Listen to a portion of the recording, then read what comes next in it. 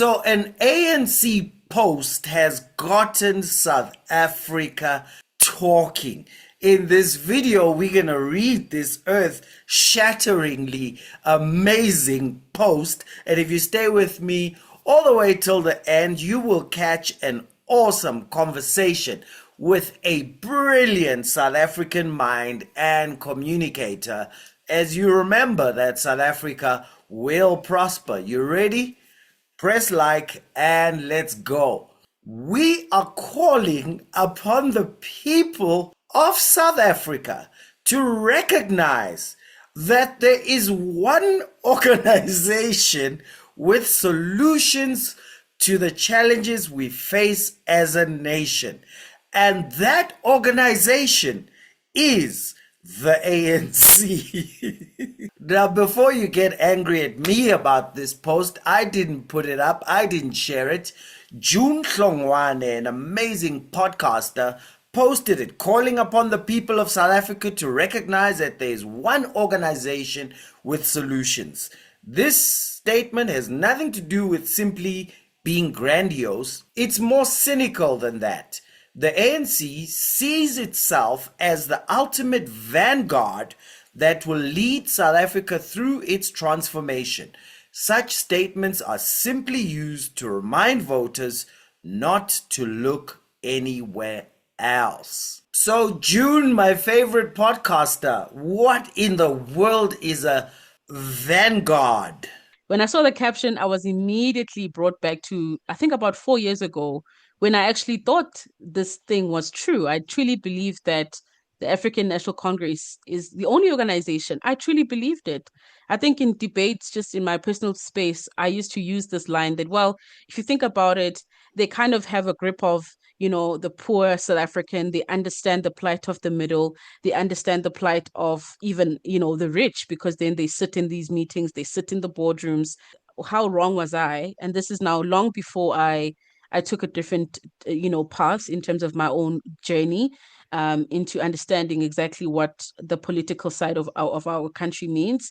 And I remember saying the exact same thing, that the ANC, of course, they're the only obvious choice to continue to just lead this country. And how wrong was I? So when I saw this, I thought, wow, I mean, we are in 2026. This really is a turning point for this country, where in my mind, I think we are well in position to see a change when it comes to politics. And these guys are still saying the same thing.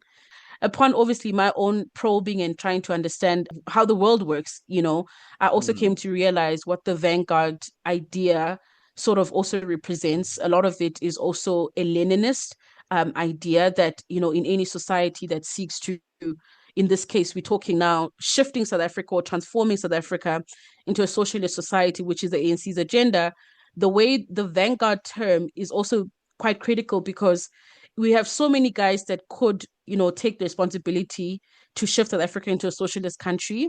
If you think about the EFF, they are up for the job. If you think about the SACP, they up for the job 100%. Yeah. But the ANC then being termed as the vanguard is precisely because Lenin also understood that you need a movement that is going to be so entrenched, that is going to win over the minds and the hearts of the people.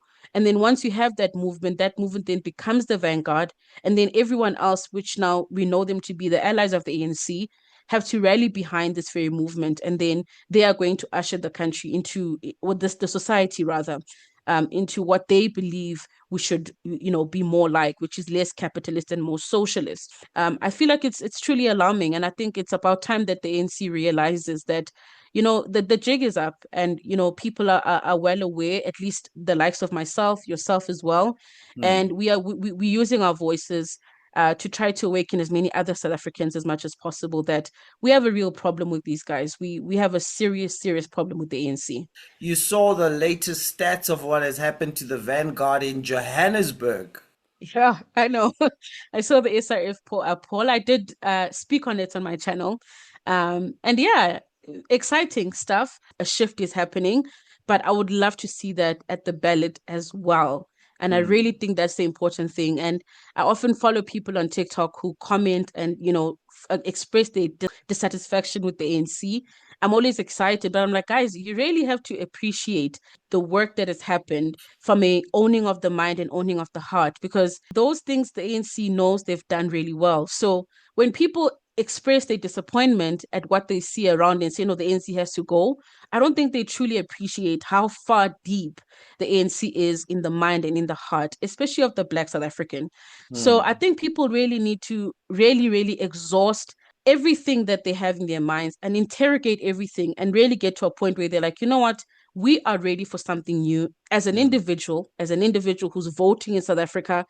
Please accept the fact that we need something new, and then we take it from there. Because yes, I understand what these headlines and what these moments mean, because obviously it's all in a cycle, and if it's moving in the right direction like we see now, I absolutely welcome that. But I think that what tends to happen where people take a step back and two steps forward, and then two steps back, a step forward and two steps back, is precisely why I feel like we continue to suffer in this way as a result of what these guys have allowed to happen in this country. Because I think the more that people actually accept what is going on, we can actually see what's happening at the SRF polling in reality, which for me I think would be quite amazing. We saw it in KZN with Hmm. the 2024 general elections, With the but that MK. entire base moving to MK still suggests that we're not quite there yet. But yeah, let's see how it happens. But I think it's a positive shift. What for you would be the best if it could go your way? What would the shift look like, and what results would it produce? I think there's a lot that needs to happen, especially for the vote in South Africa, because what we've been fed over the last, I'd say, decade or so, has just been so it's just been it's garbage, right? To put it bluntly, it doesn't represent who we are as a country. A lot of what we've had to just take in, especially if you think about the so-called the elite in the commentary space, in the media space. Those guys, when they speak, it's disappointing. They don't represent who South Africans are. So, in the meantime, the second largest party, it so happens that the second largest party is also better at governance. So, I think that is also quite a positive for South Africa, because we won't be in a situation where the second largest party then doesn't deliver. They've shown that they can deliver. But I think in that interim, we definitely need to then just do a little bit of the inner work of understanding who we are as a country. I often listen to a lot of voices, and I think if you think about the transition from 1994, granted everything happened so fast, and it was so haphazard in a way. Now they formed a constitution, then there was a GNU, and then the next thing the ANC is all alone again. I think even from there, the whole idea of this separation in South Africa, I would like us to exhaust what that looks like before we completely dismiss that idea as simply being a racist idea. Maybe those are things that we need to start interrogating. But when we do so, we should not be on some interim structure. I think the country can continue functioning within the hands of the second largest party, and then hopefully through these platforms and through these discussions, we can start to understand exactly this unitary state that we've become is at the right path. The Rainbow Nation is at the right path. One thing that's for sure, we're not a socialist people. Like, Yeah. we are not a socialist people. We are ambitious, entrepreneurial. We love family. There's a lot of things that I think the ANC just has, managed to or at least they've tried to bring into the society. But you can just see how the counterforce, which is completely, in my mind, it's just the hand of God that is continues to work in this country. Particularly if you think about the family structure, how most Black people value that structure. They value males in their lives. And then for us to then accept the fact that no, feminism, like what's that about? Like, we're not what's that about? Why We're are fighting those racism. ideas? We're fighting racism and the patriarchy, aren't we? Well, imagine that. I mean, like, for me, that is very, very concerning, because I am Yeah. pro the patriarchy. The patriarchy is biblical. So I think the inner work needs to happen through these platforms. But even these platforms can't survive with guys like the ANC at the helm. We need to be able to really understand that we need to put a stop to whatever agenda they are doing, and then let's start from scratch. Okay, you've said something really amazing. you've come to a point where even the discussions about separation for you are not just knee-jerk reaction. You racists want to take us back to apartheid. You actually think, oh yeah, let's talk about it. Yeah, not that I agree per se, because I mean, the reality of it is, again, and I think capacity would sound wrong because I don't want to undermine anyone in society. I mean, I just think that there's something there. There's something there, because if you think about, for example, the Thomas Sowell, they argued about the cultural aspect and how that ties into everything. I think culture can you can influence someone to adopt a certain culture, a certain way of life. That's true.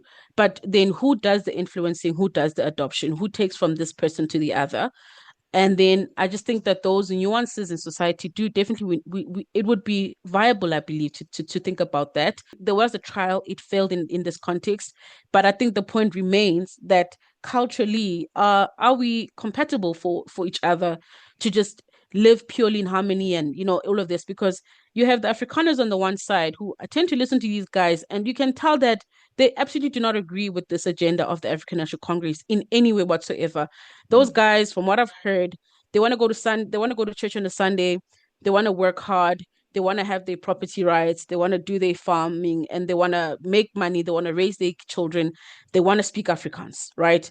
And then Yeah. you've got the ANC on the one hand, that of course right now they are the central structure. They hate the idea of Afrikaans. The idea of Afrikaans is shunned upon because it's associated with the oppression and all of that. So you ask yourself that, okay, in the case of the Ernst Roost and those guys, when I listen to them speak, I'm like, well, I kind of understand where they're coming from, because for them, it's not a matter of just let's vote for this guy. They want a system where they can just do their thing in the way that they believe is right for their children, their families, their future. Speak the Afrikaans, be all about the culture and all of that. And I'm sure there's other groups in this country that have that same idea. I mean, I'm not necessarily, I wouldn't be that keen on saying I'm just going to go live in some enclave with other Zulu speaking people, because that also then presents a challenge, because I'm Zulu and I'm Christian. I'm not traditional in any way. So how would that work? Do we just meet because we're Zulu speaking? And that's for me to then understand, but it doesn't mean that other people must be held back, because Yeah. you can tell with these guys that they want to do their own thing, they want to manage their own cities, they want to completely do their own thing. But to just shut them down and say, oh no, you keep quiet because you're racist, it's a bit difficult, because on the other hand, the Rainbow Nation is also not quite producing a an outcome that is ideal. We are still in a city, in a country where crime is high, where there's conflict time and time again, where there's division between the different groups in society. So for you to dismiss the other system, okay, fine, understood, because we were not winning. They were, we weren't necessarily. So I get that. But what then is your alternative? That we just have to sit back and let all of just sit back and do nothing.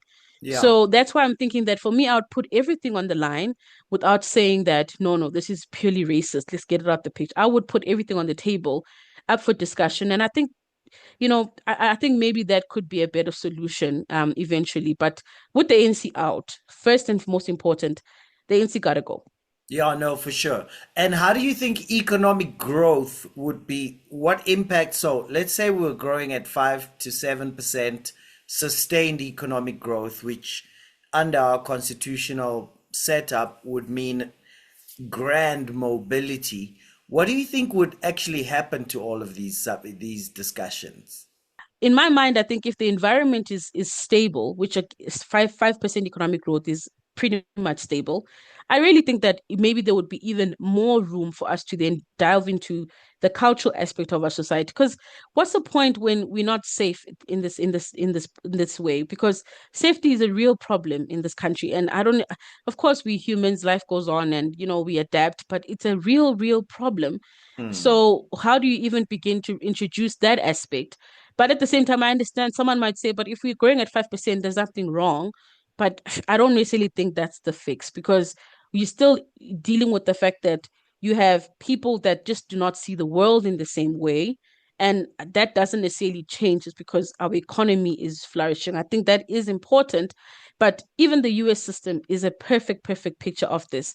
Hence, they have a red state system, a blue state scenario, because they really believe that if I'm in a red state, it's my haven as someone who thinks a certain way. When you talk to someone who lives in a blue state, they still believe that the blue state is my haven because I see the world in a specific way. Federally and all of that, the nation can be strong economically, all the indicators are up and everything is green and it's all in the positive. But we also have to deal with this cultural aspect, which I think we overlook because life has to go on and we have to move on with our lives and all of that. But the fact that the population percentage relative to us, also as the Black population, has been declining over the years, consistently declining and not growing. I mean, this is bound. It's bound to collapse. It's bound to collapse in some way or another. And obviously, I understand personally that the minority cohort in this country is not a cohort that we should simply overlook because we are stronger in numbers. I think we're making a big and grave mistake allowing the guys of the ANC to just push this fake nonsense of just thinking that no, we don't need anyone because that's why African countries are in the position that they are in. That's why they're flocking here to now destabilize Durban and all of these cities. Hence, Jacinta is on her feet Hmm. saying, "You guys can't. We don't want this to happen because the a white person in this country is a minority, and it's looking more and more like the government is having less favor towards a minority. And you just have to ask yourself the question that, well, what is this? What's the end goal here? Because what we signed up for in 94 was not for a some system that's going to disadvantage whites to a point that they don't want to or see themselves living in South Africa. We signed up to a system that was going to see us work together. Now, the guy at the top, that guy, Ramaphosa, I mean, you can see what is underlying his rhetoric and all of that. It's Yeah. clear as day. It's clear as day. So they're getting away with it because, like I said, they've occupied the minds and the hearts of Black people to worry about all kinds of crap. And then here we find the situation where the regression is happening, even in terms of that the minority population, it's diminishing by the day, and we're just supposed to sit back and do nothing. Hmm. Because how different are we to Zimbabwe at this point, right? Zimbabwe had the exact same, trajectory, and look at where they are today. So yeah, separation sounds very scary, because it looks like it would disadvantage this over the other. I get it. But at the same time, we cannot just sit back and pretend like everything is just perfectly okay. We cannot just sit back and pretend like we see the world in the same view. Some people prefer this, some people prefer that. And how do we then proceed to move on in that way? And I think the US is a very interesting system. Of course, in their case, it's a little bit robust to how we view it. For instance, you'll find that the one state has this policy on, I don't know, birth control or whatever the topic at that point in time. And for those people, it's a really important aspect.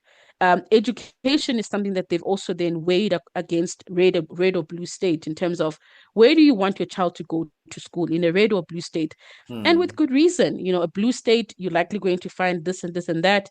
When you live in a red state, schools would focus on something different, and that has got quite an impact in your life, in your future, in your family. So do we just completely ignore those aspects, those traits, and just think, as long as we just no? I think it's we're not being honest if that's the case. I hear you. So there needs to be an honest looking at how the society is divided and a sensitivity to what's important to each part of the society. Well, I know if we break up Totally. into Balkans, I'll probably be a neighbor in whatever uh, Exactly. in whatever Exactly. enclave you in, Yeah. because I'm not going to the Swati village, and I'm too cosmopolitan to live in a tribal space. Exactly. Yeah. And for me, it wouldn't even be tribe. It would just be like values, I guess. My family, we're pretty conservative. So we would be very comfortable in that setup, right? We are doers. We hate any handouts. We hate pity. So we would naturally fit in that kind of odd system where those are the values that are, and with values it's very, very beautiful when you start to see just exactly how everything comes together. It's in the interaction, but it's also in what you see around. I mean, I have a church community that we are not as active because of course we're juggling a lot, but whenever we do go, we realize that, oh yeah, this is exactly what fits for us. This is what works for us. And I think Mm. other people should be able to have that ability. If really you guys want to walk around with red shirts with, what is it, black shirt with red stars, that communist label, if that's really what you guys believe, if you guys believe that a society has to be matriarchal and not patriarchal, you should be able to live in that society, where it's complete chaos or whatever comes of it, but then others should also be allowed to live in their way, because ANC controlling obviously the curriculum, controlling everything, how they manage crime. I just don't see how this is ideal, because even when it comes to how they manage crime, a lot of us in the conservative space have a completely different take of how we should be dealing with this problem. The Mm. economy, of course, we do tend to have a lot of similarities, even with people that are more on the liberal side in terms of how the economy should take shape. But even the curriculum, right? Most people don't want certain topics to be discussed with children and all of that. But now you in the system where it's central. So you Yeah. almost just have to take it and accept it. So I just think that it's worth discussing. And I'm not necessarily saying that now I want to pack up and go live in some rural town somewhere. I'm happy being in Joburg at the moment, but I think it's worth discussing. Yeah, Yeah. at some point. Yeah. Well, I mean, what is happening is there are only two ways we go. Either the economy grows and what we have stays, and I think Franz Cronier talks about this, or the economy keeps sputtering like this, and which means government also falls apart and loses power Hmm. to manage things, and whatever the government lets go of, then private sector takes it up. That's why we have security at our gates now, which is private SAPS, and it will just keep going True. that way. But it's gonna, Yeah, it'll look horrible over the gate, over the that's the wall problem, when you right? look the other Yeah. side. Yeah. I've listened to Franz Cronier speak about this point exactly. I've watched some of his videos, and Mm, that's the truth. The guys across the fence, where, because obviously we in these gated complexes or whatever, just on the other side, what happens there? What mm, happens there? Because I don't know if you caught much of this incident of this female that was driving on the N3, and a vagrant threw a rock, or I don't know if it was a criminal thing or the vagrant just didn't know what they were doing and threw a rock, windscreen rock then did hit injury damage or whatever, and then the person is deceased. Just like that, wow. traveling broad daylight around 7 a.m. in the morning. So that those are just some of the realities that, we deal with, even though, you are cushioned in this enclave sort of a system that is now obviously becoming very much a thing in South Africa. Every time you turn around, it's a new construction, and you know what the focus is. They're going to gate it every single Mm, time. That's what's happening. mm, So it's not really helpful. And that picture did worry me. The enclaves did worry me a lot. I remember I even said something along the lines in my channel that, like, we need to do something. We have to think about this thing, because France was very clear that either the government gets better, either the governance, we get that right, or this will continue to happen. Because I mean, are you going to live in a situation where you can be crime or extortion or all of these things, or are you going to pick a place that's secure? yeah. People are going to pick secure because they have to keep their lives, but then again, it doesn't solve the problem. So when he made the point that we need to get governance right, I basically echoed the same thing, that guys, that's on us. That's our job. Mm. That's our job going into November 4th. That's our job going into whenever in 2029, to get the governance right. And then from there, we can take it from there. What do you suggest someone does on 04 November? And after that, I'll ask you, what do you suggest they do in 2029? They're listening. Uh, yeah, yeah. So for November, I did a video the other day. I said, Well, I think the process of elimination does help because there's a lot of noise in our scene. You find some Lukona Mguni guy, and it's just a lot going on. So I said, well, start with the process of elimination, who is an absolute no-go. Generally, we're talking here from about the top 10 largest parties. That's where you kind of start, right? Because the guys that sit on the 11th and all of that position, they might exist. IEC knows about them, they contest, but they're not really part of this, this whole scramble that's happening. So a Mm. process of elimination for me also starts with just eliminating people that are not serious. Like, let's do that. Lose Let's the just eliminate jokers. people that are, Lose the jokers is step yeah, one. get Step get two. get those guys out. Whatever promise, even if they bring a guy that's convinced, get them out because what you have there is a very, and based on evidence, of course. I'm not saying just eliminate someone because they look like a clown. Yeah. Eliminate them based on evidence, right? You have a city of Joburg, which is where I'm based. We have a coalition now. For example, why would anyone trust the Patriotic Alliance? Like, on what basis? The Mm. leader himself is not serious. Kenny Kunene, who is the guy they're putting forward in the city of Joburg, he's not serious. And if you want to understand how this, just go to look at evidence, look at what he's delivered versus what he's promised. Look at just how he interacts with these things because I cannot stand people that are not serious. This is our lives, our future. And at Mm. the very least, when you engage on these things, can you show that you understand what you're talking about?